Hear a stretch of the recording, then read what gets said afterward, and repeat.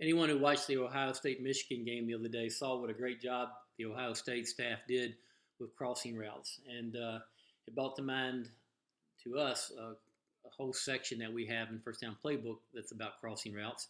And it also brought to mind that 7-on-7 season will be here before we know it.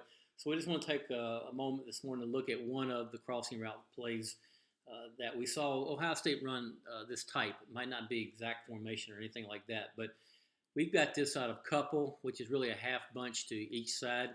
And the first thing we want to look at is that the Z receiver over here is responsible for getting off the ball, coming behind the Y. And what they want to do is they want to get to 6 yards depth, and they want to maintain that depth across the middle, and they want to stay on the move. Very important that they're disciplined about that 6 yard depth right there. Now your X is essentially doing kind of the same thing, although your F is outside stemming for the bench route. But they're going to come off of the stem of the F, and their job is to run their route off of the route of the Z. And that way, if you get a man coverage situation, you're going to get a little rub in there.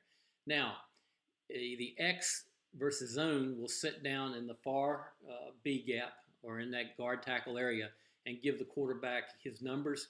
If it's man coverage, they'll stay on the move. Now, we could do a whole another little video on how the eyes of the quarterback and the X, how they work together. But right now, it's just important to know that stay on the move versus man, sit down versus zone. Now, the other thing that Ohio State was doing a very good job of the other day is getting a second level zone defender sitting down, and they were smart enough not to sit down in the first window, because if you sit down in the first window, you obviously have two receivers sitting down over top of one another, and that's not good for the quarterback. So if it's zone, the Y in this case is going to sit down and throttle in the far window.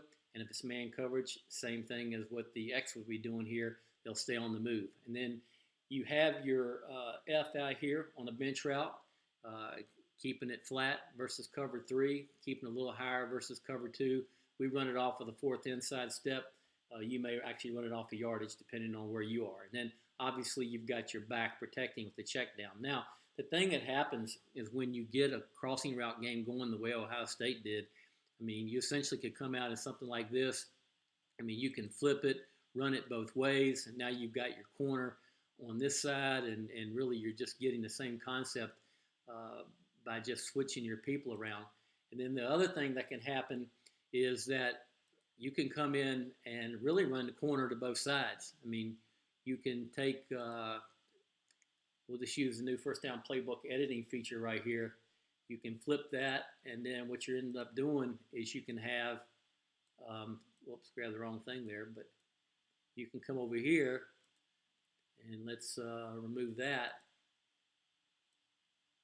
And now what you would end up having is you would end up having a situation where now you've got corner routes to both sides, and you still have your rub concept in the middle. So that's something that you want to keep in mind, because as you're going through and you see something that you like with the crossing routes in FirstDown Playbook, understand that we've got plenty in there for you.